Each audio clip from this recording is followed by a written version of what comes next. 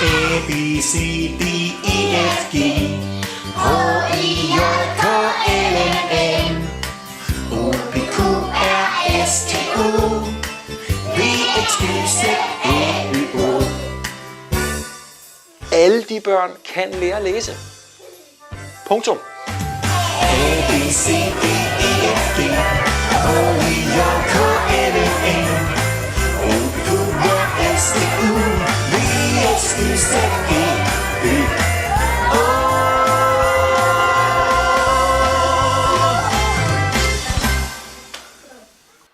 Forældrene er af naturlige grunde dybt engageret i deres børn. Og vil det utrolig gerne. De kommer med en frustration, når de kommer her hos mig og skal undervises. Deres børn skal undervises. Og de er topmotiveret for, at nu skal det altså gå godt. Vi havde i lang tid følt, at hun havde svært ved at følge med.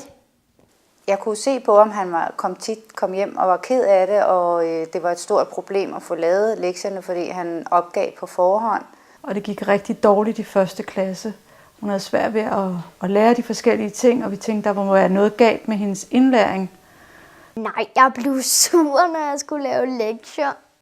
Jeg havde en dreng, der var testet af PPR, massiv ordblind, og aldrig nogensinde ville komme til at læse. Og det troede jeg ikke på. Jeg tænkte, det kan ikke være rigtigt. Læsetrappen den startede for 12-13 år siden i en børnehaveklasse, hvor jeg var vikar. Det var en onsdag, og skrev onsdag på tavlen. Jeg stod faktisk lige der den onsdag og fik sådan en dårlig smag i munden. Vi havde jo lært børnene, at O siger O, og ikke Å. Og hvis man siger ordet onsdag, så er det onsdag, altså en Å-lyd. Det vil sige, at jeg stod og skrev noget på tavlen, som egentlig var totalt ulogisk. Det burde egentlig hedde onsdag. Kan du se det? Det var jo, det holder jo slet ikke for pokker. Det holder jo ikke. Og jeg stod faktisk og følte mig som en forræder. A siger A, og B siger B. C siger S, og D siger D.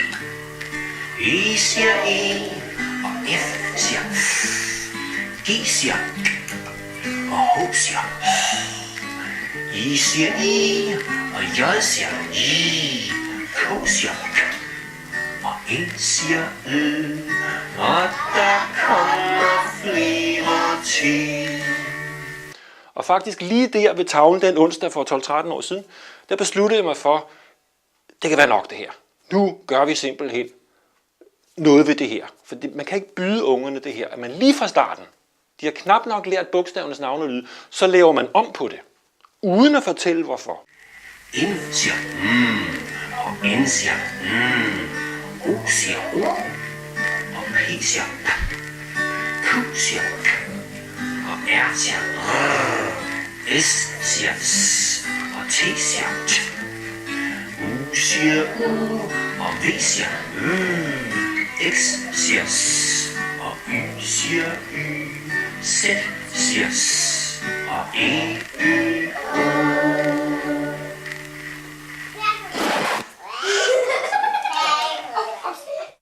Man skal starte med bogstavernes navn, form og lyd. Og det er så det første læsetrappetrin. Det normale det er, at man springer fra bogstavernes navn, form og lyd helt over i ord, der driller. Det vil sige ord, hvor bogstavernes lyd ikke svarer til det, man siger. Hvis vi tager udgangspunkt i den her, så springer man altså herfra og så herop til et eller andet sted. Allerede første dag, man starter i skolen. Så det galt for mig om dengang, det var, lad mig nu finde de naturlige læsetrappetrin, så alle kan lære at læse, uden undtagelse. Vi nåede jo både første og anden klasse, og vi synes, vi løb lidt mod en mur over for skolen, for de blev ved med at sige, at det skal nok komme, men der skete bare ikke noget. Børnene skal lære lydrette ord, lære at læse lydrette ord. Det er for eksempel ord som is, is, ko, k, o, ko, o, so, i, bil osv. Altså logiske, lette ord. Det viser sig ved simpel optælling, at 96-97% af alle ord i det danske sprog ikke er lydrette, men driller på en eller anden måde. Hun kunne ikke de her 120 mest brugte ord. Af alle ord er der kun cirka 1%, som også er børnevenlige. Det vil sige, hvis jeg har alle ord, så er det cirka 1% af dem, der er lydrette og samtidig børnevenlige. Det er, hvad vi har at gøre godt med. Og det har jeg så øvrigt skrevet 8-10 bøger om, med de der cirka 500 ord, som er lydrette og børnevenlige. Alkalær er en fantastisk metode til at lære at knække læsekoden. Og det gør den ved, at den starter med at bygge bro fra bogstaver til lyd. Hvis man skal skrive fe, så er det fe, fe. Må, så er det mo, må. Og det er vores redning for at kunne garantere, at alle lærer at læse. Det er de der lydrette ord. Der er en kæmpe kløft, en kæmpe spring fra at kunne bogstavernes navn, form og lyd, op til at kunne læse ord med 3, 4, 5, 6, 7 bogstaver, som oven i købet driller. Se. Se. Si. Si. Hvis man tænker som et barn, der lige har lært bogstavernes navn, form og lyd, og så sætter de lydene sammen, så siger de og, uk, jek, hach, har, og så videre. Altså, det er jo sådan set knald i låget. Jo længere tid der går, så mister hun jo helt lysten til at læse. Hun vil jo ikke. Og der er gråd, og der er kampe, hver gang vi forsøger. Og det er jo så ikke kun læsning, men det er jo generelt med alle lektierne. Derfor det bedste, man kan gøre ved en såkaldt ordblind elev, det er gå ned ad læsetrappen her og gå til begyndelsen. Og så lad dem lære bogstavernes navn, form og lyd. Så er der mange ting, der vil åbne sig for dem. Jeg startede med sådan set med lydene. Da han startede helt forfra, selvom det var nemt for ham at lære det i starten, så var det det, der skulle til, at han lige fik det genopfrisket. Jeg synes jo i hvert fald, det har givet stor bonus, fordi vi har fået et barn, der har lyst til at læse igen. Og ikke nok med, at de kunne lære at læse, deres selvværd, det stiger også til helt vildt højder. Han har lært at læse. Det har hjulpet rigtig, rigtig meget, at jeg kom derind. Jeg læser hurtigere, og jeg kan flere ord nu. Nu har jeg lært at læse de bøger, jeg gerne gider, i stedet for alle de der små vatbøger, hvor der kun er 15 sider i, og der står 3 ord på hver.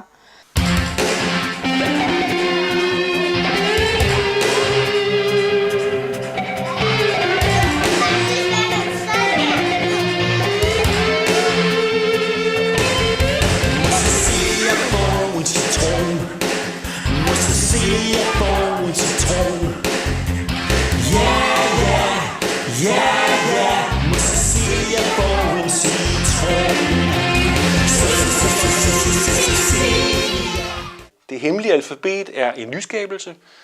Det består simpelthen i, at vi har navngivet de lyde, som findes i talesproget, men som ikke har deres eget bogstav i alfabetet. Det er for eksempel den lyd, som siger ø. Det kunne være et ord som læse. Den der ø, det burde jo hedde læse, læse. Den der ø-lyd kalder vi så for en ø-lyd, og giver den en bestemt form, og så videre. Det er en lang historie. Men sådan at det bliver virkeligt og kontant for eleven.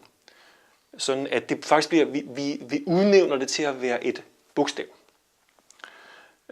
Og det viser sig, så der er i virkeligheden mange flere, men der er i hvert fald 9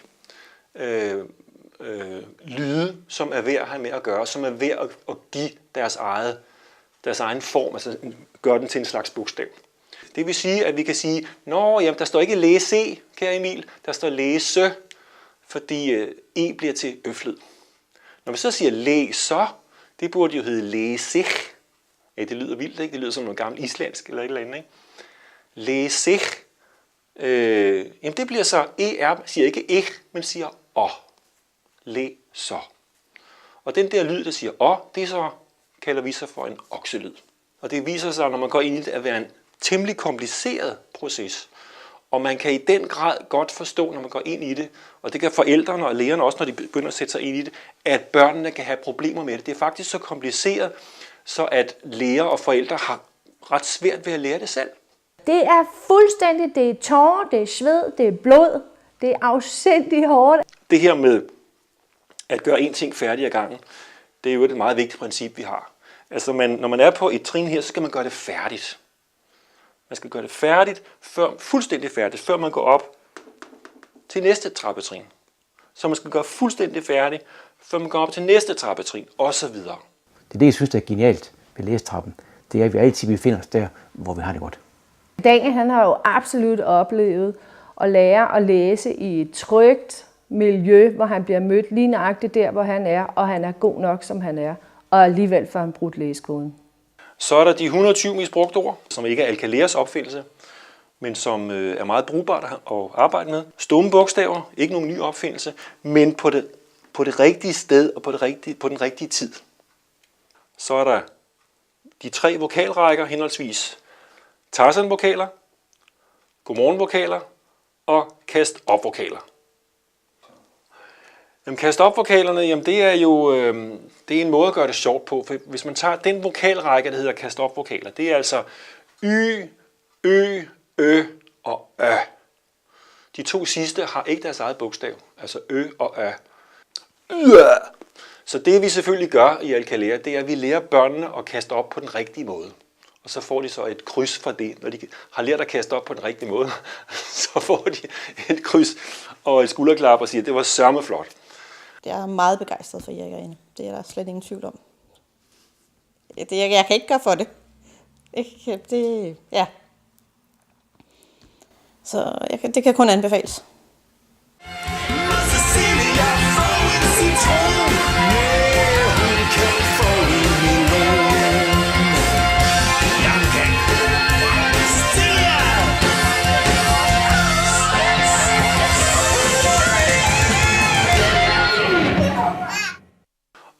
Det sidste punkt her, det er, at når børnene har brudt læsekoden, det er jo fint, så tror man ofte, at den hellige grav er velforvaret. Det er den ikke. Fordi det er ikke nok, at de bare har brudt læsekoden her. De skal også læse en hulens masse. Og det der ofte sker, det er, at når børn har brudt læsekoden, så stikker man en hel masse bøger i halsen på dem, som de bør læse. Nu bør du læse socialrealistiske bøger og noveller osv. osv. Børnene har måske mere lyst til at læse Anders Sandblade, ridderromaner osv. osv. Men får ikke lov til det ofte. Fordi nu er de kommer op i 3. og 4. klasse, nu skal de læse rigtig litteratur, og så mister de lysten til at læse. Og det er faktisk en katastrofe.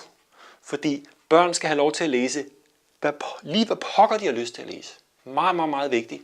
Når de har lært at læse, de skal læse tusindvis af sider, for at blive rutineret læser.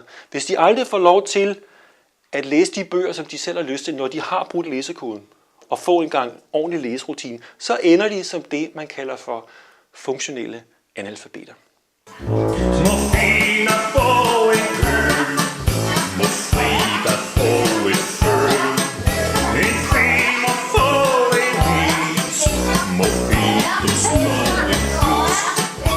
Udover at undervise børn, uddannes der også nye lærere i læsemetoden. Alcalea afholder konferencer og kursusdage med deltagere fra hele landet. Inden det faglige stof skal der varmes op med en sammenrystning af deltagere, der ikke nødvendigvis kender hinanden. Det første vi skal gøre, det er, at vi skal have sorteret jer og kategoriseret jer. A'et står her, O'et står her på fornavn. Så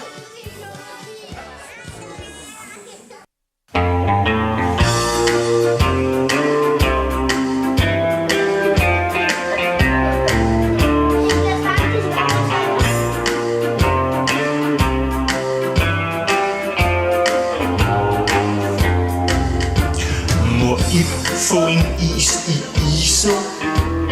Må Ida, må Ivan, må Bo.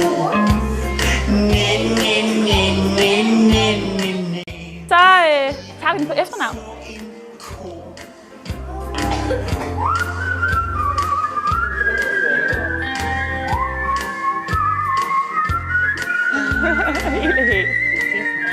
Fedt! Sejt! Jamen, det lød som om, at I havde godt styr på de bogstaver. Det havde jeg nu også forventet af jer jo, at I vil have. Nu skal I have den mørkeste øjenfarve her, og den lyseste øjenfarve her. Så der skal kigges dybt i øjnene.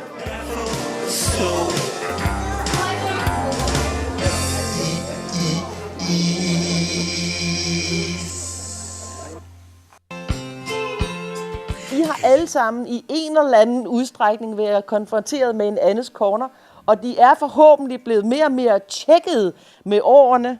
Annes Corner, som hun siger, gør jo, at jeg i dag har min egen virksomhed.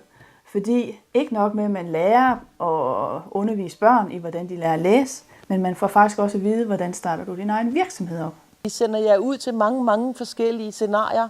Nogle af jer skal arbejde på skoler, nogle af jer skal være privatundervisere, nogle af jer skal egentlig ud og lave noget politisk, lobbyistisk, jeg har lidt indflydelse på forældreorganisationer, eller mit eget barn, eller spejdergruppen osv. Hun giver tryghed, Anne. I år 2012 var det, vi begyndte at mærke effekten af læsetrappen. Den har jo taget rigtig mange år at lave, kunne man sige. Og det står også i foråret, at mit bidrag til den, det er, se nu, få fingeren ud og få skrevet den bog færdig. Jeg ville ønske, der var flere folk, der fik øjnene op for det her materiale, for jeg tror, vi kunne hjælpe vores børn og vores samfund.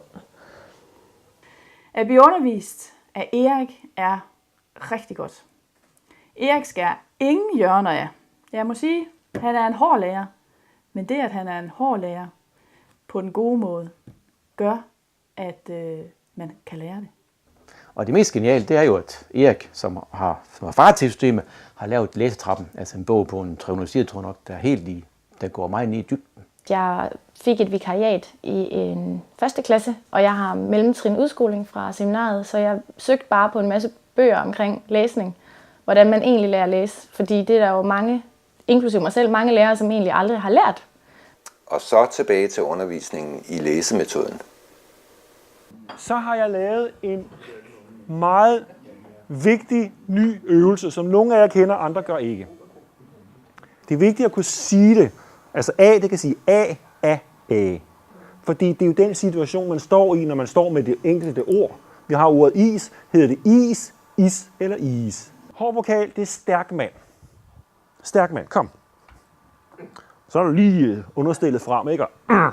Og så har vi kort vokal, fin dame. A. Og så har man i gang i håndledet. Så har vi så lang vokal, glad gris. A. Super. A. A. A. E. E. E. I. I. I. Å. Å. Å. Fantastisk. Og jeg kan fortælle jer, at skidtet virker. Det virker simpelthen. Jeg har været mange år med at finde ud af den her lille åndssvage ting, men det virker.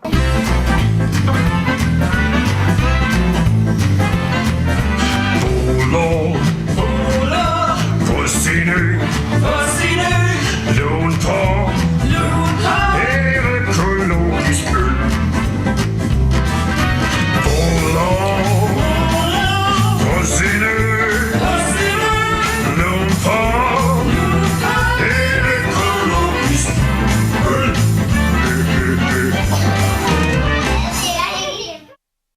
Det må godt være sjovt, det her. Vi danser, og vi hopper, og vi gør det levende, meget med musik og sådan nogle ting. Det er meget vigtigt. Det kreative element er utrolig vigtigt. På en sjov måde kan vi lære at læse. Vi har brugt sangbogen, sødord, med lydsangene på. Vi stabler mursten, vi stabler brænde, vi tegner tegninger. Systemet her ligger jo op til, at man skal lege. Man skal synge og danse og hoppe og sige sjove ting. Vi har sådan en fest i vores klasse. Vi arbejder med det. Deres barn har jo ofte været nogle gange indsluttet, andre gange udadreagerende, larmende, hyperaktiv, nu hedder det ADHD for tiden, osv. Der er rigtig mange af den slags symptomer, som bare går i sig selv. Hvis man kombinerer det med sund kost, fornuftige sengetider, og at man bryder læsekoden ved hjælp af en fornuftig læsetrappen. For jeg hader det virkelig at lave lektier. Jeg havde det svært. Jeg skulle ligesom bruge hjælp, men nu bruger jeg ikke så meget hjælp mere. Jeg kunne ikke koncentrere mig. Altså, jeg blev lidt drillet med, at jeg ikke kunne læse, og folk troede ikke rigtigt på, at jeg kunne, hvis jeg blev sat i grupper med dem. Så fik jeg ikke læst særlig meget. Du sidder time efter time, uge, måneder, år efter år, og beskæftiger dig med noget, du ikke fatter en dyt af. Du skal jo afreagere på en eller anden måde. Jeg siger ikke, at al mobning skyldes det her, men der er rigtig meget mobning, som går fra den, der ikke forstår, hvad læsekoden går ud på, mod andre, og omvendt. Fordi den, der ikke lærer at læse, vil også have en tendens til at blive mobbet, fordi han føler sig uden for fællesskabet og falder ned i et hul af usikkerhed og manglende selvtillid osv. osv. Så mobningen kan gå begge veje. Jeg synes, det går fint med at læse. Nu er der også mange, der stopper med at drille. Jeg vil ønske, at lærerne i den danske folkeskole forstår, at det simpelthen er et håndværk, der skal læres. Der er rigtig meget at vide om det her. Og det, der skal vides noget om, det er et begreb, som næsten er pakket helt væk. Og det hedder fonetik. Alkalærerundervisningen er meget mere konkret, meget praksisorienteret, hvor at seminarierne måske er mere teoretiske. Og det er jo også rigtig godt at have med. Men i forhold til at skulle starte helt fra starten, der er det jo bare rigtig vigtigt, at vi som undervisere kan det 100%. Folkeskolen mangler at blive grounded ned i de små bitte ting, der gør, at man kan lære rigtigt. Det er ikke sådan en gang klatvask lidt her og lidt der. Sådan er det bare ikke. Det er en meget præcis ting. Og hvis man gør det som en meget præcis ting, så får vi alle med. Og jeg er så ked af det her samfund, der er så mange, der lades i stikken. Og at de får ikke lært at læse. Der er jo 20%, der ikke når at blive gode nok og sikre nok. I løbet af den første måned, så vil børnene de vil begynde at naturligt at kigge efter skilte, navneskilte. Begynde at se, om de kan læse, hvad der står i fjernsynet, osv. osv. De begynder naturligt at interessere sig for bogstaver og for at det at læse. Furkan har været i alkalærer 2 måneder, men han kan læse rigtig godt nu.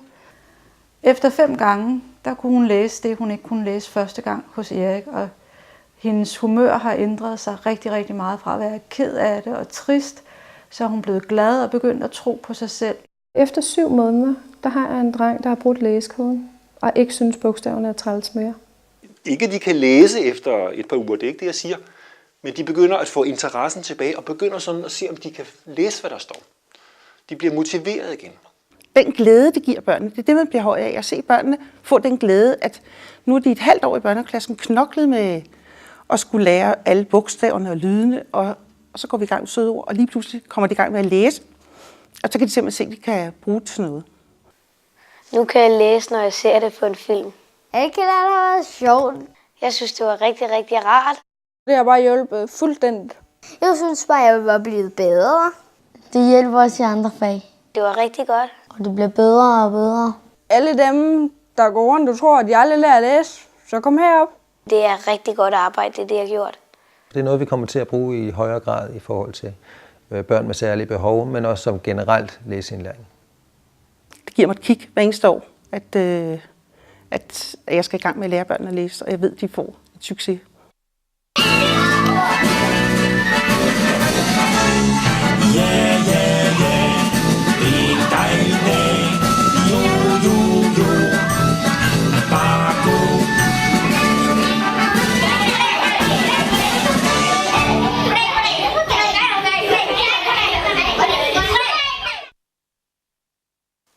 Alle de børn kan lære at læse.